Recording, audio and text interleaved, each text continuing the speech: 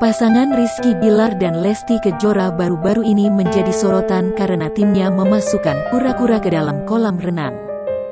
Sontak saja tindakan tersebut dinilai kurang tepat dan banjir komentar nyinyir warganet.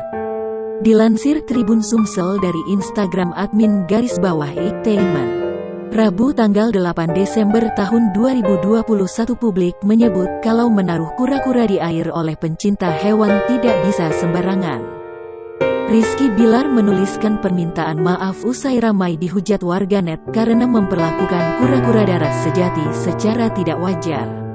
Melalui unggahan di Instastory, Rizky Bilar yang baru saja menamai kura-kura itu sebagai Les dan Lar mengaku tidak tahu bahwa tortoise tidak seharusnya disimpan di kolam renang.